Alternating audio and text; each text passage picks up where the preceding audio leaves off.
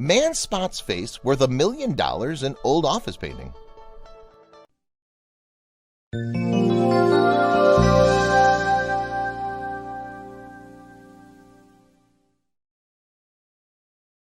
This moment could make or break him, so he listened carefully to what the appraiser had to say. When the words left her mouth, he blinked in astonishment. Could it really be the famous lost masterpiece? The secret had been hiding in that face all along, but why had nobody else seen it? He stood stock still and hung on her every word, but he had no idea that he was about to have his mind blown by what she revealed about the dusty old portrait.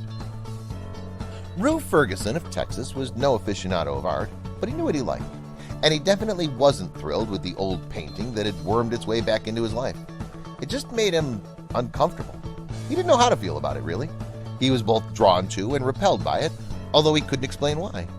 Had he known the history of this particular painting, he might have thought twice about bringing it into his family home. Rue knew that the painting had been handed down for generations, but he knew little more than that. It had been mysteriously acquired by his great-grandparents in the 1940s, but why, he didn't know. When it was passed down to him, he accepted it graciously. It was, after all, an heirloom, and he put it into storage and forgot about it. When Rue married and moved to a bigger home with his wife, the painting came out of storage once again. It was large and clashed with everything, so the only solution was to hide it. The man in the painting stared at him accusingly from where he hung it, out of sight behind a door in his office where it could gather dust, and there it hung until Rue was inexplicably drawn to it again years later. One day, Rue found himself motionless, staring at the painting. It depicted a man wearing a loose white linen suit, brown leather sandals, and a wide straw hat. The man in the portrait gazed back at Rue with a frown, his stern, unsmiling mouth forever poised in an almost bitter expression. Suddenly, Rue had a strange feeling. He felt along the painting's surface, scraped all the grooves and whorls with his fingertips. He could feel the artist's brushstrokes distinctly. It certainly felt like it had been painted with oil paint. Maybe, just maybe, this painting was worth something. Couldn't hurt to get it evaluated, he thought to himself. If the painting was worthless, at least the frame might fetch a few dollars. Rue impulsively bundled up the painting and hauled it to where the popular reality show Antiques Roadshow was filming in nearby Corpus Christi, Texas. It was there that appraiser Colleen Fesco leveled her expert opinion on the piece. What she had to say about the mysterious painting left Rue at a loss for words. Unbeknownst to Rue, his father had already had the painting appraised in 1998, over a decade earlier. A curator at the San Antonio Museum of Art, SAMA, told him that the signature was irregular and didn't match other signatures on the artist's other works. But in a strange twist, therein lies the true value of the painting. Colleen Fesco had a different opinion about the heirloom painting. It had been hastily written off as a fake by experts at the San Antonio Museum of Art due to the irregular signature scrawled on the bottom right-hand corner. Colleen pointed to the signature and started to unravel the painting's deep mysteries as Rue's eyes grew in astonishment. Colleen Fesco carefully looked at the painting, and she was immediately struck by the irregular signature. She raised her eyes to Rue's and said the words he'd never really expected to hear, slowly and with deliberation. "Well, there are two extraordinarily intriguing words in an artist's catalog of paintings," she began. "And those words are whereabouts unknown." Colleen continued. Rue held his breath, hanging on her every word. "My understanding of the painting's history is that it was painted in 1904, she continued, pausing for effect, by Diego Rivera. And at that time, Diego Rivera, who was arguably one of the most important Latin American 20th century artists, was only 18 years old. Rue felt the air leave his body as he listened to Colleen's expert opinion. And there were, I think, only 3 or 4 paintings known from that early time. The painting is signed here as Diego Rivera, 1904. And what's interesting about the signature is it's a very young man's signature. When Rue's father was alive, he'd become obsessed with painting. He greedily read every autobiography and paper ever written on the hedonistic Marxist muralist.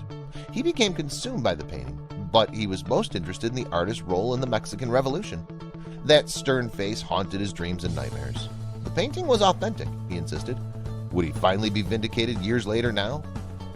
Diego Rivera was considered to be one of the most important political artists of the 20th century, and it's easy to see why. His works often depicted the workers of Mexico, the bricklayers, laborers, and farmers who Rivera considered to be the true backbone of society. His works are considered to be national treasures in Mexico today. But how had Rue's great-grandfather come to have the painting? Diego Rivera was well known for his political involvement, which meant he often feared for his life. Delusion and paranoia, or truth, his experiences were rattling, and his nightmares began in earnest in 1937 when he hosted Leon Trotsky, the Russian revolutionary, in his and then-wife Frida Kahlo's home after he was exiled due to his anti-Stalinist views. It was then that Rivera and Trotsky set up a joint commission of inquiry into the Moscow trials. Then, signs that Stalin's long arm had reached Mexico started to appear. Trotsky was assassinated 3 years later in the Mexico City in the Kyokin neighborhood, a stone's throw away from Rivera and Kahlo's home. Rivera was convinced that the assassination was orchestrated by Stalin himself, and he was sure he'd be the next target. Late one evening, Rivera was working late to finish a portrait of actress and wife of Charlie Chaplin, Paulette Goddard, when he was disturbed by a strange sound. Rivera and Goddard heard the screeching of brakes in the street outside, and Goddard rushed to investigate. She was shaken to find that there were several cars filled with suspicious-looking men, and they were carrying guns. She dashed around the corner into the nearest phone booth to warn Rivera just in time. Rivera escaped by hiding on the floor of a station wagon while his aides sped him away. He feared that plainclothes policemen had arrived at his house to frame him for the assassination of Trotsky. He left Mexico immediately to travel to San Francisco, and he remained there for the next 5 months. I want to make clear to you that the difficulties that have been created for me within the last few days are the result of the work of Mexican agents of the Stalin Nazis, who want to avoid my going to the States, to injure me here in every way, and assassinate me if possible, he confided to a close friend. While in San Francisco, Diego Rivera went on to paint one of the most important pieces of art in America, titled Pan-American Unity. Back at Antiques Roadshow, Colleen continued to shatter Rue's world. The research that we found in the authentication process is that it had been missing. In the records of Mexico City, it was unknown. Where is the painting? Where is El Albañil, which is the laborer? It was an important painting for him in 1904, and then it disappeared. Rue stares at Colleen in disbelief. Well, I think you have something of a painting trifecta here, Colleen said. The painting itself is by a very important artist. It has a terrific history, being purchased in Mexico in 1930, and it's a very beautiful and important painting. So trifectas usually pay pretty well, Colleen says with a wry smile. But what she said next almost brought Rue to his knees. I would be putting a retail estimate on the painting of between $800,000 and $1 million, she concludes. Rue's eyes widen as it all sinks in. Seriously? He exclaims. $1 million for a painting that he had thought to be worthless? And worst of all, he'd hung it in an office behind a door for all these years? My gosh, unbelievable, Rue gushed. I did not expect that. Since the evaluation on Antiques Roadshow, the estimate for the Diego Rivera painting has skyrocketed to an incredible $2.2 million. It's very rare to see works of Rivera's that old. It's not a painting that was sitting in a museum for people to see every day, Antiques Roadshow executive Mariel McNaughton said in an interview. So what does Rue plan to do with his rare and valuable artwork? More likely, I would imagine it needs to be in a museum where everybody can look at it, Rue said. Now I'm really scared to carry it around at this point.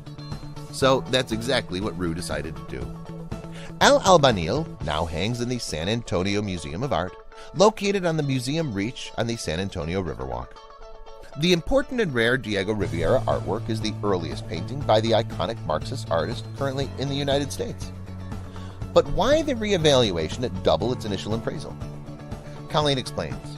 Market-wise, 17 different paintings by the artist have sold for more than $1 million at auctions. Most recently, the Rivals from the Rockefeller collection sold for a record-breaking $9.7 million after a pre-sale estimate of $5 million to $7 million.